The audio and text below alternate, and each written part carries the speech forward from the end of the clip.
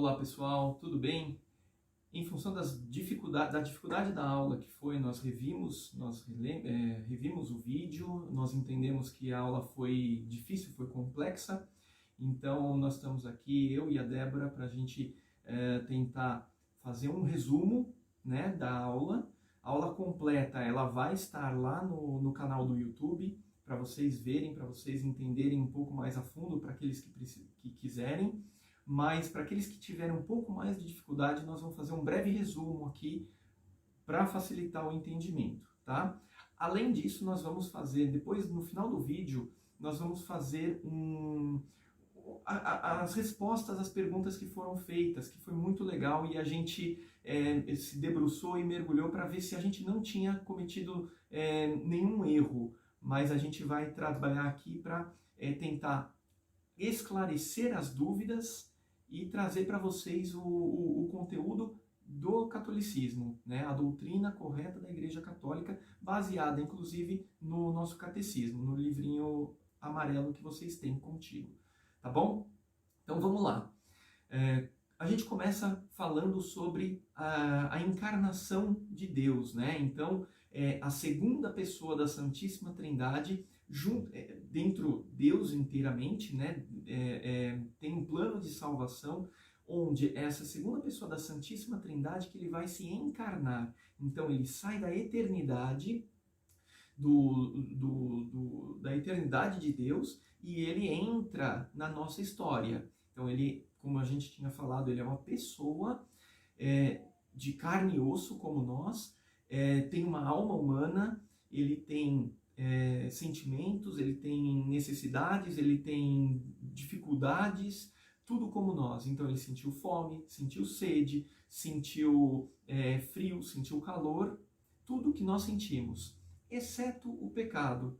Então a única diferença de Jesus homem para nós homens é simplesmente o pecado que ele não teve, e nós carregamos isso nas nossas vidas, ok?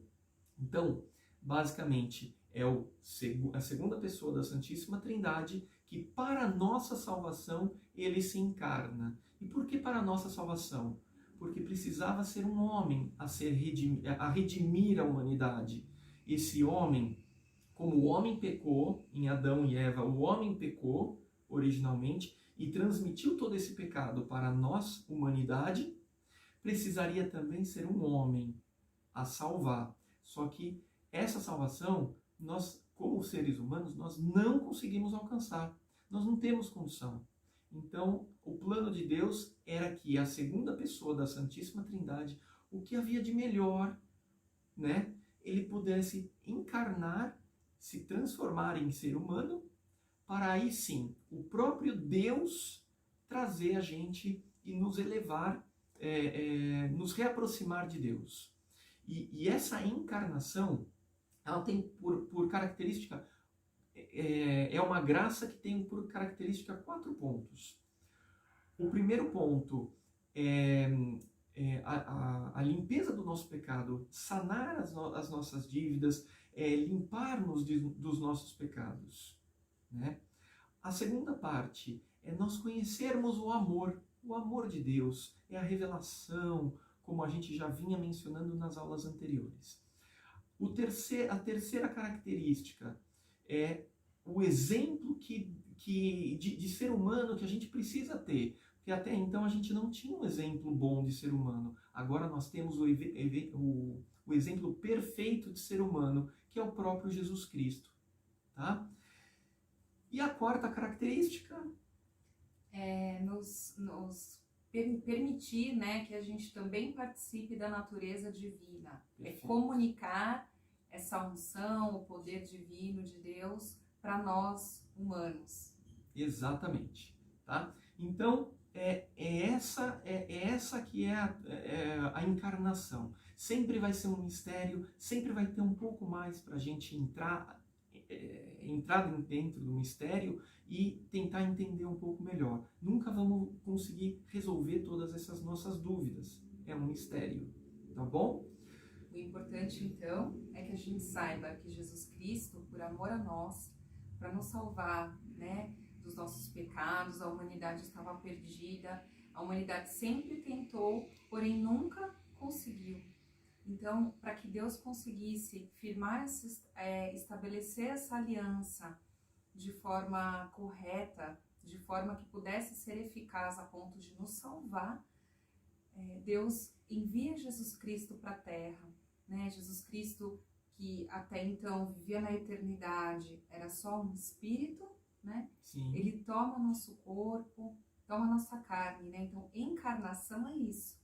É o Espírito de Deus, né? Jesus, que era Espírito, toma nossa carne e assume a humanidade, né? Ele tem essa natureza humana sem deixar de lado a natureza divina. Ele continua sendo 100% Deus e agora 100% homem. Então, essa é a união muito especial que existe em Jesus. Não existe em ninguém mais existe essa união de ser 100% Deus e 100% homem. Talvez por isso seja até um pouco complicado a gente entender, mas é a forma um pouco mais fácil que a gente consegue explicar dentro da teologia. Exato. Acho que ficou mais fácil assim, né? Espero que sim. Caso tenham dúvidas ainda, vocês podem entrar em contato. Bom, por falar em dúvidas, o que a gente tem aqui? A gente reviu o vídeo e viu que algumas dúvidas foram respondidas, mas eu não sei até que ponto que foram completamente respondidas. Então nós vamos colocar todas as dúvidas aqui e vamos reexplicar para ver se fica mais fácil, tá bom? Então a primeira dúvida que surgiu é: para ser filho de Deus, precisa ser batizado? Débora, para ser filho de Deus, precisa ser batizado? Precisa sim.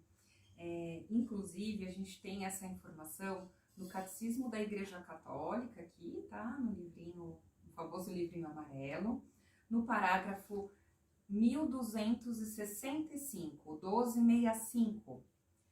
Então fala: o batismo não somente purifica de todos os pecados, mas também faz da pessoa uma nova criatura, um filho adotivo de Deus, que se tornou participante da natureza divina, se tornou um membro de Cristo, co-herdeiro com Cristo e templo do Espírito Santo.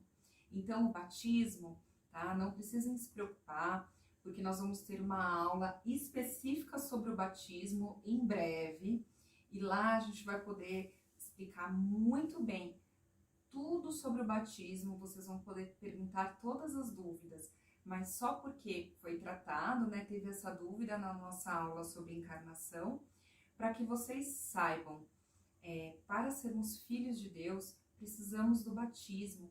Esse foi o pedido de Jesus.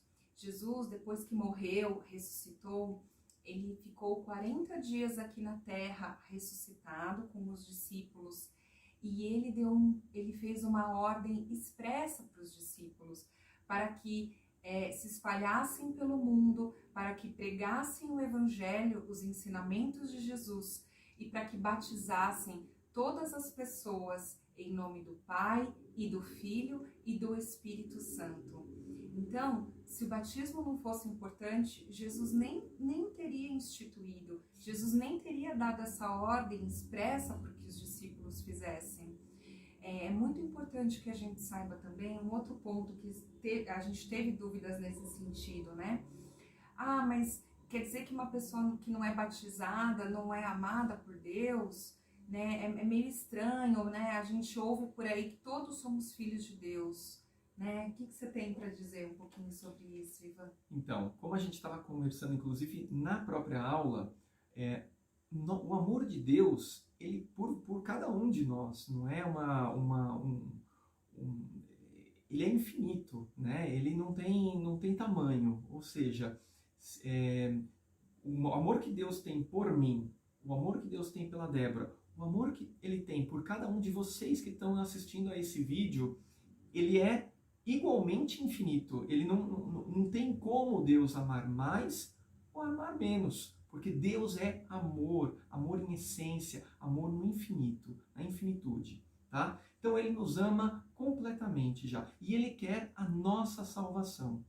somos criaturas de Deus, nascemos como criaturas de Deus e mesmo assim ele já tinha um plano para a gente, ele já idealizava desde a eternidade como seria o Ivan, como seria a Débora, como seriam vocês aí que estão nos escutando. Ele já tinha todo o plano, todo o sonho de Deus já estava planejado, né? E quando nós nascemos, é aquilo que Deus começa a concretizar. Ele concretiza o sonho dele, tá? Mas nós somos criaturas, nós somos feitos de barro, como a gente viu no Gênesis, nos primeiros capítulos, capítulo 1, capítulo 2, que a gente foi moldado do barro por Deus, né? E esse molde, por conta disso, nós somos umas criaturas, assim como qualquer coisa, material ou imaterial, né? Os próprios anjos também são criaturas. O universo é criatura, você tem diferentes níveis de criaturas, né? Você tem os minerais, as pedras e tudo mais, você tem os vegetais, também criatura de Deus, as árvores, você tem os animais, que são também criaturas, você tem o ser humano, que é criatura de Deus, mas você percebe que é todos em diferentes níveis. Você tem os anjos, que ainda acima de nós, né? São criaturas de Deus. E quando Jesus ele vem e institui o batismo, ele nos dá não só, não nos dá o amor que nós já tínhamos ao sermos criados, mas também ele nos dá a filiação. Através do quê? Através da grande família que se chama igreja. A igreja de Cristo é a igreja chamada de corpo místico de Cristo. Então, nós somos aí amados por Deus como filhos. A partir de agora somos filhos de Deus, filhos adotivos, não filhos naturais, porque a natureza do Filho de Deus é o próprio Jesus Cristo. Jesus Cristo tem essa natureza própria de Deus. Nós somos criaturas, nós temos uma filiação abaixo da de Cristo, ok? Uma outra pergunta que foi bem interessante, perguntaram se a pessoa que não foi batizada, né, e acaba falecendo sem ser batizada, se já era, né? Esse já era seria uma condenação? A resposta também está no catecismo, tá, gente? Parágrafo 1257. O Senhor mesmo afirma que o batismo é necessário para a salvação. Tá lá em várias passagens do Evangelho, por exemplo, no Evangelho de São João, capítulo 3, versículo 5. É muito importante para a gente saber. É aquilo que foi falado na aula. Não cabe a nós julgar se a pessoa foi condenada ao inferno ou se ela está no céu, né? Por isso que é importante que a gente sempre reze por todas as almas que partem desse mundo.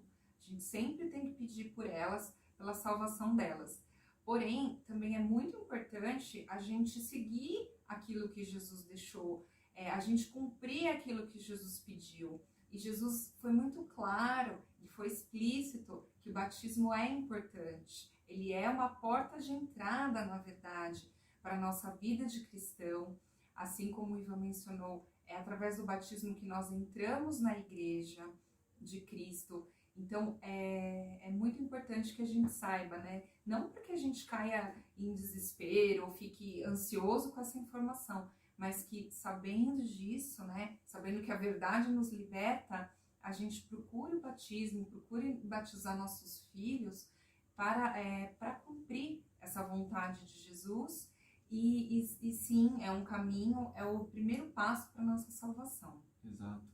O batismo, a gente vai entrar também mais para frente nessa aula, mas só para vocês saberem, o batismo ele limpa todos os nossos pecados. Ele, além de limpar todos os nossos pecados, incluindo aí o pecado original, o pecado de Adão e Eva. Então ele nos purifica e ele nos traz também o que a Débora falou, que é a filiação para participar da vida divina com Deus. Então tudo isso daqui, o batismo, ele tem toda essa importância, por isso que ele é tão necessário para a nossa salvação. Ok? Acho que é isso. Eram esses os problemas? as dúvidas?